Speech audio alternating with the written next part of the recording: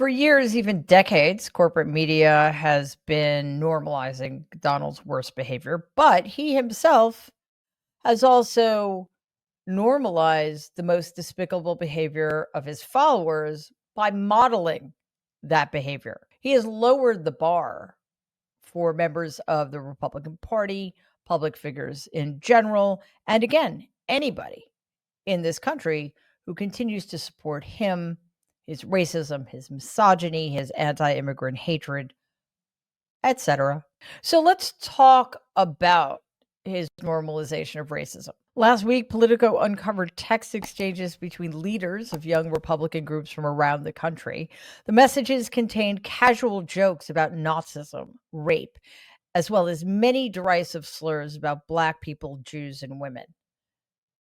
Did anybody in the Trump regime come out to denounce these heinous comments? Of course they didn't. They either downplayed them or they made it clear that they were completely fine with such things. Let's take a look at Vice President Baby JD Vance commenting about this scandal during a recent podcast appearance. I really don't want us to grow up in a country where a kid telling a stupid joke, telling a very offensive stupid joke, is cause to ruin their lives. And we're not canceling kids because they do something stupid in a group chat. See what he did there? He made it all about the children. Well, the people in these text chats, the people exchanging these vile and very specific messages about concentration camps, gas chambers, rape, etc. We're all in their 20s, 30s, and some even in their 40s. These were not children. Also, as far as I'm aware, nobody was talking about ruining anybody's lives. We were talking about making this kind of discourse unacceptable and drawing a bright red line underneath that belief. I think, should they lose their jobs? Absolutely. Should they have to atone? Of course. Will they have to? No, because they are members of the fascist Republican Party. They will all probably land at Fox or Newsmax, or, hey, they'll probably be staffers to congressional Republicans at some point. Also, notice what Vance did there. He didn't actually condemn the comments. He also suggested that they weren't serious, that these were just tasteless jokes. The only tasteless joke I'm aware of in this context is Baby JD Vance himself. But also, let's pretend for the sake of argument that the people saying such vile things were indeed children. Would we just let it slide and let them think it's okay? Of course not. But people like Vance are going to let this kind of thing slide because they share those same beliefs. But before we go on, we must keep fighting for our country's dignity. So please like and share this video and subscribe to our channel if you're with us.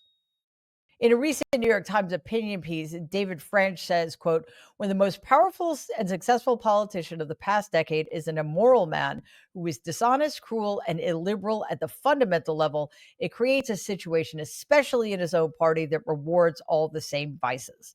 The result is a push-pull dynamic that pushes people of good character out of the party and pulls in new leaders and new people who share the leader's ethos," unquote.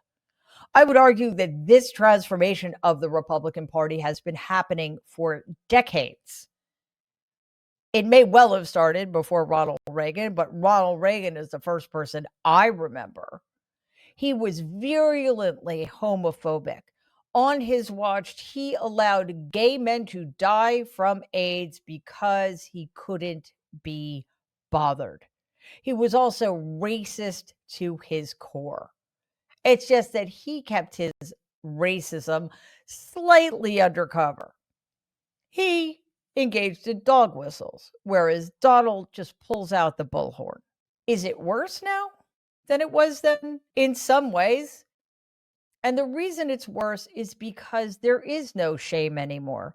People in the Republican Party feel perfectly comfortable being openly, loudly, and proudly misogynistic, anti-Semitic, Islamophobic, racist, and anti-immigrant, and many times all of those things at once. Imagine what kind of creep you would have to be to make jokes about gas chambers. That is today's Republican Party. Donald is also continuing to degrade our institutions by appointing immoral, unqualified people to run things.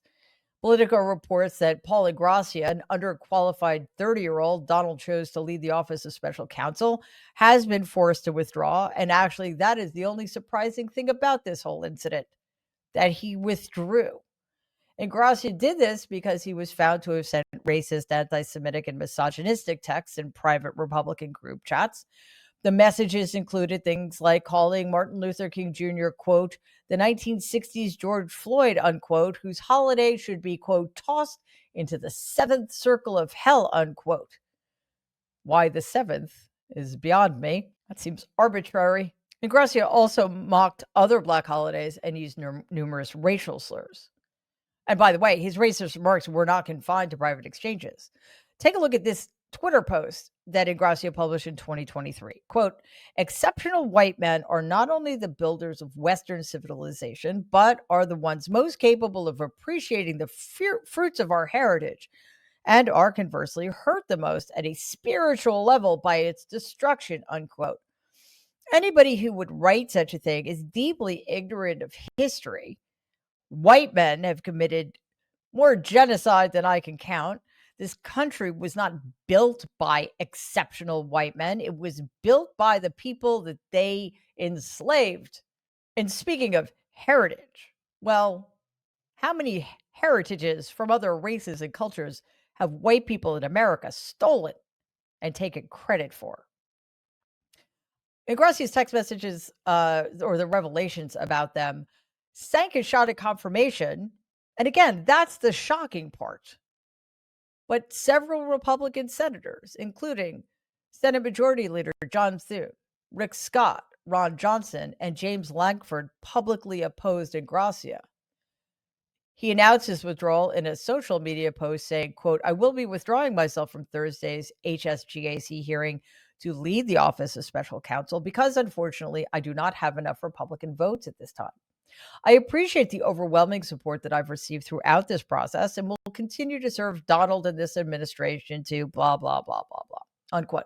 Now, what's telling about that, there are a couple of telling things about this incident. One, as far as I can tell, only 4 Republicans came out against him, which means the vast majority of Republicans are totally cool what Ingrassia believes and has to say publicly. Again, probably because they share the sentiments he espouses. The other thing about Ingrassia's statement is he apologizes for nothing, and he makes it clear that if it weren't for a handful of weak-kneed Republicans who just don't get it, he has plenty of support and has every intention of trying again. One person who hasn't waited at all is Donald. So you know that Ingrassia just needs to wait in the wings, and Donald will find another way to elevate this despicable, vile human being. Takes one to know one, etc. And then, of course, there is the way that Donald increasingly embraces and encourages criminality in other people. Doesn't care if you're a liar, a crook, or a danger to the public, as long as you support him and are willing to capitulate to everything he demands of you, he will do whatever it takes to make sure that you're okay. He's constantly telegraphing the existence of this, quote, loyalty get out of jail free pass, unquote. The latest example is disgraced former Republican Congressman George Santos. Santos was convicted of wire fraud and aggravated identity theft in 2024. He was forced to resign and was sentenced to 7 years in prison last week for no reason other than the fact that Santos is shameless and has made it clear loudly and publicly that he supports Donald. Donald commuted this felon's sentence. Now, not only is Donald signaling that he thinks these crimes are fine, again, as long as you like him, But the whole right-wing ecosystem is beginning to embrace the criminal and criminality. Just look at the way Fox embraced Santos with open arms in this appearance on Fox and Friends this weekend. I have no restitution, I have no probation. And if you just going back and being very candid, most of the restitution was really insane to make payments back to the NRCC, the National Republican Congressional Committee, because the DOJ under Mayor Garland said that I only raised those monies and got that help from the NRCC under false pretenses, but I won the race. So I don't know about that. Well, you run the race. You were also a very staunch voter, always with President Donald Trump. And now you owe your freedom to President Donald Trump. And I know you're really grateful for the mercy that he showed. Absolutely. You. We look forward to seeing what you do with your second chance. Thank you. Good luck. Thank you. And now you said you could get Botox now that you're out. Yeah, I can. Okay. Something you can't do in prison. You can't. Thank you. Oh, and he tried. That's just awesome. Yeah. Rehabilitating people like Santos will lead to rehabilitating people like Ghislaine Maxwell. It's worked out very well for Donald, hasn't it? All of this is despicable, and we need to hang all of it around the necks of the Republican Party like an albatross.